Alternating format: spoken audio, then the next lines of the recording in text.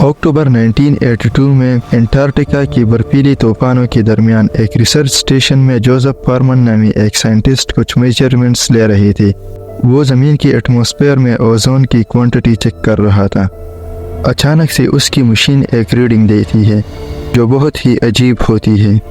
Machine के मुताबिक atmosphere में ओजोन की क्वांटिटी 40% कम हो चुकी है। जोसेफ इसे देखकर हैरान नहीं होते बल्कि वो सोचते हैं कि इतना अजीब व गरीब नंबर यानी कि ओजोन लेवल 40% कैसे कम हो सकती है।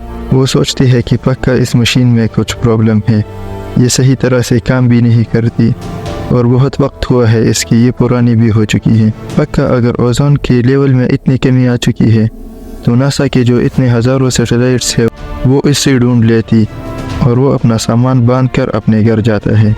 एक साल बाद 1983 में वो दोबारा आता है और अपने साथ एक नई मशीन को भी लाता है। इस बार जब वो रीडिंग लेते हैं तो मशीन के मुताबिक ओजोन की क्वांटिटी और भी कम हो चुकी है। वो फिर से यही सोचता है कि अगर वाकई में ओजोन के लेवल में इतनी कमी आ चुकी है तो नासा की ये सैटेलाइट्स इन्हें ज़रूर ढूंढ लेती और वो अपना सामान बांध कर अपने घर चला जाता है। एक साल बाद 1984 में वो फिर से दोबारा आते हैं रिसर्च करने। इस बार वो डिसाइड करते हैं कि वो इस रीडिंग को किसी और रिसर्च स्टेशन में लेंगे, अपने ओरिजिनल रिसर्च स्टेशन से तकरीबन 1000 मील दूर। वो एक नई रिसर्च स्टेशन में अपनी मशीन को ले जाते हैं और वहाँ पर जो रीडिंग लेते हैं उसके मुताबिक ओजोन की लेवल और भी बहुत ज़्यादा कम हो चुकी है। इस बार वो समझ जाते हैं कि ये एक इमरजेंसी सिचुएशन है और वो नासा के पास अपने सबूत लेकर जाता है और जल्द ही दुनिया को पता चल जाता है अंटार्कटिका के ऊपर एक ओजोन होल के बारे में। और हैरानी की बात ये थी कि ये ओजोन होल साल दर साल बहुत तेज़ी से बड़ा होता जा रहा था। नासा के साइंटिस्ट्स ने इसे ओवरलुक कर दिया था और जब वो अपनी सैटेलाइट डेटा पर वापस गए तो उन्हें कुछ ऐसी फ़ोटोज़ मिली। 1979 में बिल्कुल नॉर्मल, 1984 में ये एक प्रॉपर होल बन गया। दुनिया भर में इस खबर को लेके हल्ला मच जाता है कि अगर इसी तरह से ज़मीन से ओजोन ख़त्म होती रही तो ये एक भयानक इवेंट होने वाला है। दुनिया भर के तमाम जानवर, पौधे और इंसानों के लिए ये एक बहुत बड़ा खतरा था। ओजोन ख़त्म हुआ तो मतलब ज़िंदगी ख़त्म हुई। जिस रेट से ये बड़ा होता जा रहा था उसे देखकर ये प्रिडिक्ट किया जा रहा था कि साल 2050 तक पूरी दुनिया से ओजोन लेयर ख़त्म हो जाएगा। Atmospheric gas that protects all forms of life on Earth. A hole in the ozone develops, and it has been getting larger year by year. अस्सलामु अलैकुम दोस्तों, मेरा नाम है नुमान नसर और हमारे वीडियो में एक बार फिर से खुशामदीद। कहानी में आगे बढ़ने से पहले ओजोन के बारे में कुछ जानते हैं। ओजोन नॉर्मली एक गैस है जिसके बारे में आपने स्कूल में पढ़ा भी होगा, जिसका केमिकल फार्मूला O3 है और ये 3 ऑक्सीजन के एटम से मिलकर बनता है, जहाँ पर ऑक्सीजन 2 ऑक्सीजन एटम से मिलकर बनता है। साइंटिस्ट्स के मुताबिक तकरीबन 600 मिलियन साल पहले ओजोन लेयर ज़मीन के ऊपर बना था। ज़मीन से तकरीबन 15 से 30 किलोमीटर ऊपर ओजोन की सबसे ज़्यादा क्वांटिटी पाई जाती है जो तकरीबन 90% है, जिसके एटमॉस्फेयर में तकरीबन 0.0015% कंसंट्रेशन है। ये कोई इतना बड़ा नंबर नहीं है, असल में ये बहुत ही कम मिकदार में पाया जाता है ज़मीन पर, लेकिन इतना ही कम मिकदार ज़िंदगी के लिए बहुत ही अहम है। ओजोन दरअसल ऑक्सीजन ही से बनता है। जब सन की अल्ट्रावायलेट रेज ऑक्सीजन के मॉलिक्यूल से टकराते हैं तब ओजोन का फॉर्मेशन होता है। यहाँ पर एक बहुत ही सिंपल रिएक्शन होता है। जब सन की अल्ट्रावायलेट रेज ऑक्सीजन से टकराती है तो ऑक्सीजन का मॉलिक्यूल 2 ऑक्सीजन एटम्स में तब्दील हो जाता है। इसमें एक एटम किसी दूसरे ऑक्सीजन के मॉलिक्यूल के साथ रिएक्ट करता है और ओजोन की फॉर्मेशन होती है, यानी कि O+O2 = O3। कभी कभी ऐसा भी होता है कि ऑक्सीजन का वो दूसरा एटम अल्ट्रावायलेट रेस की वजह से ऑक्सीजन से अलग हुआ था, वो ओजोन के साथ रिएक्ट करता है और दोबारा ऑक्सीजन की फॉर्मेशन होती है। इसी तरह ये एक पूरा साइकिल चलता रहता है जिसे चैपमैन साइकिल भी कहते हैं।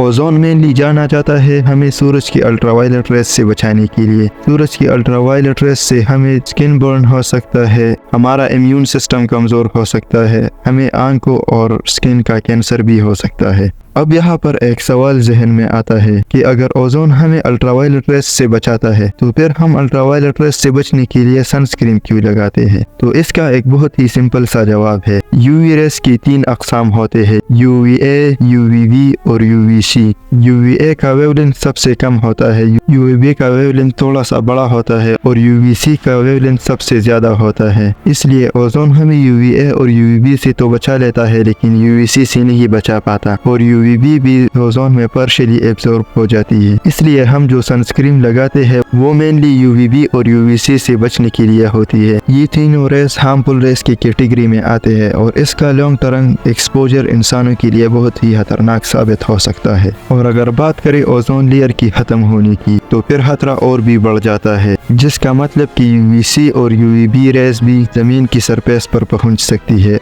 और ये बात साइंटिस्ट्स को 1865 में पता चली कि ओजोन लेयर हमें हार्मफुल रेस से बचाती है। ये गैस -112 डिग्री सेल्सियस पर एक डार्क ब्लू कलर की लिक्विड में बदल जाती है और -193 डिग्री सेल्सियस पर ये सॉलिड फॉर्म में तब्दील हो जाती है। ये बात तो सच है कि ओजोन एटमॉस्फेयर में रहकर हमें हार्मफुल रेस से बचाती है, लेकिन अगर हमारे साथ सरफेस पर रहेगी तो हमारे लिए बहुत ही हार्मफुल हो सकती है। इसलिए सरफेस पर जो ओजोन पाया जाता है उसे बैड ओजोन भी कहते हैं।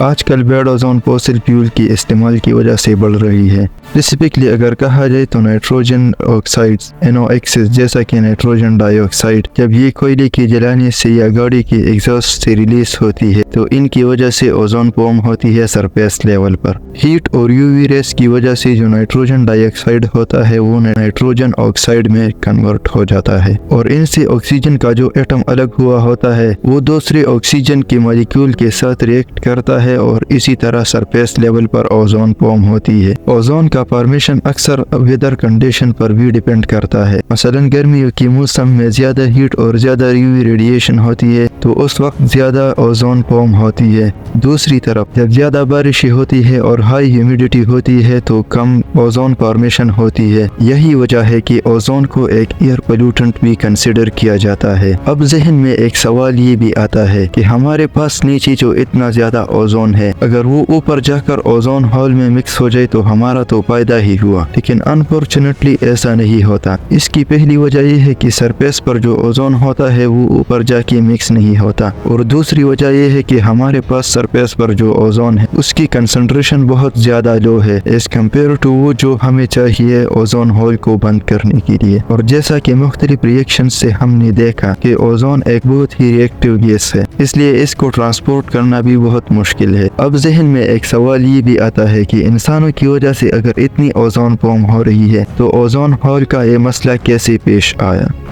ये बात है 1857 की, जब उस वक्त खाने को खराब होने से बचाना बहुत मुश्किल होता था।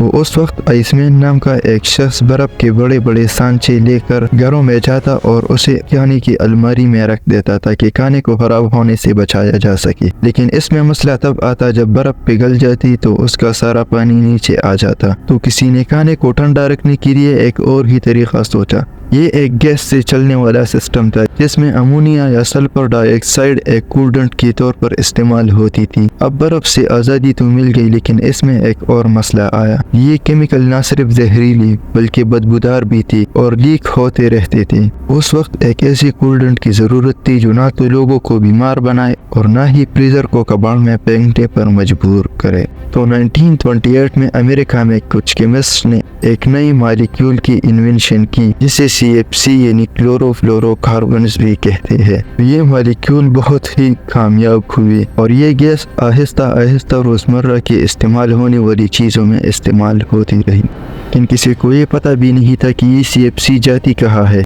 असल में जब ये CFC एटमॉस्फेयर में जाती तो UV रेस की वजह से इससे क्लोरीन का एटम जुदा होता और वो क्लोरीन का एटम ओजोन के मॉलिक्यूल के साथ रिएक्ट करता और इसी तरह ओजोन को ऑक्सीजन में बदल देता और फिर ये क्लोरीन एटम फिर से रिएक्शन के लिए किसी और ओजोन के पास जाता।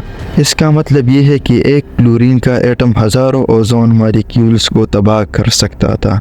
जब 1970s में साइंटिस्ट्स को इस बारे में पता चला तो उन्होंने एक थ्योरेटिकल प्रेडिक्शन की जिसके मुताबिक 2099 तक ओजोन में 2 से 4% कमी आ जाएगी। لیکن بعد میں جب 1980s میں جوزف پارمن آئے اور انہوں نے اپنی ریسرچ کی اور پہلی ریسرچ میں ہی ان کو پتہ چلا کہ انٹارکٹیکا سے اوزون لیئر 40% ختم ہو چکا ہے، اور پھر انہوں نے مختلف ریسرچ کی اور پھر ان ریسرچ کو ناسا کے پاس لے گئے اور ہمیں کچھ ایسی تصاویر دیکھنے کو ملی جس میں یہ دکھایا جا رہا تھا کہ اوزون لیئر ہر سال کم ہوتا جا رہا ہے، جس سے سائنٹسٹ کے جو تھیوریٹیکل پریڈکشنز تھی وہ سب غلط ثابت ہوئی، اور اگست 1985 میں ہمارے پاس اوزون ہول کا یہ نقشہ سامنے آ جاتا ہے جس کے مطابق اوزون میں ایک پراپر ہول بن چکا تھا۔ Each spring over Antarctica, a hole in the ozone develops, and it has been getting larger year by year. اب ایک اہم سوال یہ بھی آتا ہے کہ اوزون ہول صرف انٹارکٹیکا پر ہی کیوں ظاہر ہوا؟ تو اس کا جواب ہے پولر اسٹریٹوسفیرک کلاؤڈز۔ یہ ایک قسم کے بادل ہے جو صرف انٹارکٹیکا میں دیکھنے کو ملتے ہیں۔ ان کلاؤڈز کے ڈراپلیٹس میں نائٹرک ایسڈ اور سلفیورک ایسڈ کا مکسچر ہوتا ہے، اور کلورین اور برومینز جیسے مکسچر جو ہوتے ہیں ان ڈراپلیٹس کی سرفیس پر ریئیکٹ کرتے ہیں اوزون کو توڑنے کے لیے۔ یہ بادل صرف -78 ڈگری سیلسیس کے ٹمپریچر میں فارم ہوتی ہے، جن کی وجہ سے یہ ریئیکشن آگے بڑھتا ہے، اور اتنی ٹھنڈ والی کنڈیشن آرکٹک پر نہیں ہوتی بلکہ زیادہ تر انٹارکٹیکا پر ہی ہوتی ہے، اس لیے اوزون لیئر کا ہول انٹارکٹیکا میں دکھا۔ اب یہ بات نہیں ہے کہ اوزون ہول صرف انٹارکٹیکا میں دکھا تھا، یہ آرکٹک پر بھی دکھا تھا لیکن وہ بہت چھوٹا تھا۔ طور پر ہمارے ایٹماسفیئر کا جو اسٹریٹوسفیئر والا پارٹ ہے وہاں پر ہوا اتنی ٹھنڈی نہیں ہوتی، سٹارٹنگ پوائنٹ پر ایوریج ٹمپریچر -51 ڈگری سیلسیس تک ہوتی ہے اور ٹاپ پر ایوریج ٹمپریچر -15 ڈگری سیلسیس ہو جاتا ہے۔ اس کے بعد ٹمپریچر تبھی بڑھتا ہے جب اور ہائٹ بڑھتی ہے۔ یہی وجہ ہے کہ انٹارکٹیکا سب سے زیادہ کمزور جگہ تھا اس تھریٹ کو لے کر۔ اس کہانی میں سب سے اچھی خبر یہ ہے کہ پولیٹیشنز کی طرف سے بہت جلد ہی ایکشن لیا جاتا ہے۔ 1985 کی اس فائنڈنگ کے بعد اگلے سال 1986 میں یونائٹڈ نیشن کی طرف سے مذاکرات شروع ہو جاتے ہیں، ایک معاہدے کو بنانے کا کام شروع ہو جاتا ہے تمام دنیا میں CFCs کو بین کرنے کے لیے۔ اس میں کمال کی بات یہ تھی کہ یہ یونائٹڈ نیشن کا پہلا معاہدہ بن جاتا ہے جسے دنیا کا ہر ایک ملک سائن کرتا ہے، اور یونائٹڈ نیشنز کی 198 کنٹریز سب اس کو سائن کرتے ہیں۔ اس کے چلتے CFCs کو ریپلیس کیا جاتا ہے HFCs کے ذریعے، ہائیڈرو فلورو کاربنز، جن کا اوزون لیئر پر برا اثر نہیں پڑتا۔ 1990s میں دنیا کے تمام ممالک CFCs کو بین کرنے پر کام شروع کرتے ہیں، لیکن پھر بھی سال 2000 میں سب سے بڑا اوزون ہول دیکھنے کو ملتا ہے جو تقریباً 30 ملین اسکوائر کلومیٹر میں پھیلا تھا۔ یہ اس لیے کہ ایکشن لینے میں اور اس کا امپیکٹ دیکھنے میں تھوڑا ڈیلے ہوتا ہے، لیکن اس کے پازیٹیو ریزلٹس بہت جلد ہی دکھنا شروع ہو جاتے ہیں۔ 1980s میں CFC consumption 8 lakh metric tons تھی اور 2014 میں یہ نمبر گر کر صرف 156 میٹرک ٹنز پر آ جاتی ہے۔ 99% CFCs دنیا کی تمام کنٹریز مل کر ایلیمینیٹ کر دیتے ہیں، اور آج ہمیں اس کا ریزلٹ دیکھنے کو مل رہا ہے، اوزون ہول چھوٹا ہوتا جا رہا ہے۔ جنوری 2023 میں ریلیز کی گئی یونائٹڈ نیشنز کے اس آرٹیکل کے مطابق آنے والی 40 سال تک اوزون فلی ریکور ہو جائے گا اور سب کچھ پہلے کی جیسا ہو جائے گا۔ اگر اس کے بعد بھی CFCs کو یوز کیا جاتا تو 1999 تک دنیا کی ٹمپریچر میں 2.5 ڈگری سیلسیس تک اضافہ ہو جاتا اور یہ اسی طرح بڑھتا۔ سال 2016 میں ہائیڈرو فلورو کاربنز یعنی HFCs کو بھی لسٹ آف کنٹرول سبسٹینس میں ڈال دیا گیا۔ یہ اس لیے کہ HFCs گرین ہاؤس گیسز ہے جو کاربن ڈائی آکسائڈ سے 1000 گنا زیادہ ایفیکٹو ہے ہیٹ ٹریپ کرنے میں۔ اگرچہ HFCs کا کوئی برا اثر اوزون ہول پر نہیں پڑتا، لیکن اس کا ایک برا اثر کلائمیٹ چینج پر پڑتا ہے۔ اس پوری کہانی سے ہمیں ایک بہت ہی اچھا سبق ملتا ہے کہ اگر پوری دنیا کی تمام ممالک اور تمام لوگ یونائٹڈلی فائٹ کرے دنیا کے مسائل کو حل کرنے کے لیے، تو بہت جلد ان کا سلوشن نکالا جا سکتا ہے۔ سبسکرائب